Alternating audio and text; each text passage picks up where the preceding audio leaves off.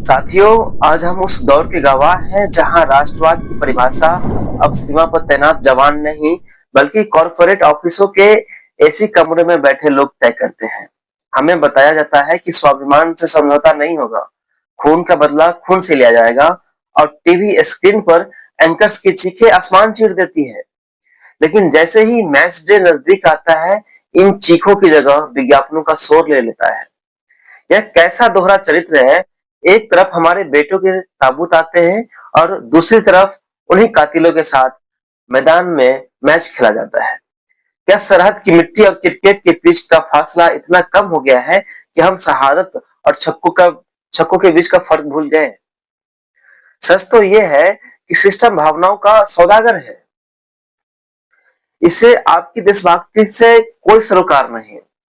इसे सिर्फ उस टीआरपी से मतलब है जो भारत पाकिस्तान मैच के तनाव से पैदा होती है। इसे शहीदों के परिवार के आंसू से की कोई फिक्र नहीं। इसे उन स्पॉन्सरशिप डील्स की फिक्र है जो अरबों खरबों के टर्न ओवर की गारंटी देती है। वे कहते हैं कि खेल और राजनीति अलग होनी चाहिए। मैं पूछता हूं कि क्या जान और व्यापार भी अलग होने चाहिए। जब एक जवान सीमा पर खड़ा होकर दुश्मन की गोली का सामना करता है, तो क्या वह खेल की भावना दिखा सकता है? नहीं। लेकिन जब वही सिस्टम कैमरा के सामने आता है, तो वह प्रोफेशनल कमिटमेंट और इंटरनेशनल प्रेशर की आग ले लेता है। इस तमाशे का सबसे घिनौना हिस्सा है हमारा न्यूज रूम। आज लोकतंत्र का गला हर रोज न्यूज रूम के अंधेरे कमरों में घोटा जाता है। ये जो आप टीवी पर गला फाड़ते एंगर्स देखते हैं, ये पत्रकार नहीं, ये उस कॉर्पोरेट और पॉलिटिक्स के अवैध गठबंधन के सबसे वफादार प्यादे हैं। ये वो लोग हैं जो शाम 7 बजे आपको सरहदों की नफरतें का जहर पिलाते हैं और रात 8 बजे उसी नफरतों के बीच ब्रेक लेकर उन कंपनियों का विज्ञापन देती है जो उन नफरतों से पैसा कमा रही है। राजनीति को मुद्दा चाहिए ताकि असली सवाल जैसे बेरोजगारी, शिक्षा और स्वास्थ्य गला घोटा जा सके। इसलिए दुश्मन का डर फैलाना जरूरी है ताकि आप टीवी से चिपके रहें और विज्ञापन दाता अपनी तिजोरियां खोलती रहे। यह मीडिया अब लोकतंत्र का चौथा स्तंभ नहीं, बल्कि चौथा दलाल बन चुका है।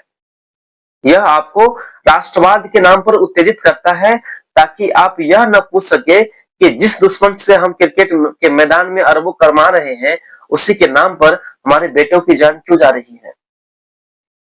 यह सिर्फ एक मैच नहीं है, यह इस मुल्क की जनता की भावनाओं के साथ किया जाने वाला सबसे बड़ा फ्रॉड है। जनता को नफरत की अफीम चखाई जाती है ताकि वे आपस में लड़ते रहें और पीछे के दरवाजे से बिजनेस चलता रहे। जब तक हम इस क्रॉनिक कैपिटलिज्म और नकली राष्ट्रवाद की गठजोड़ को नहीं समझेंगे, हम बस इस्तेमाल किए जाते रहेंगे। जिस दिन बल्ले की गूंज शहीद की मां की सिसकी से बड़ी हो जाए, तो समझ लेना कि व्यवस्था ने अपनी आत्मा बेच दी है।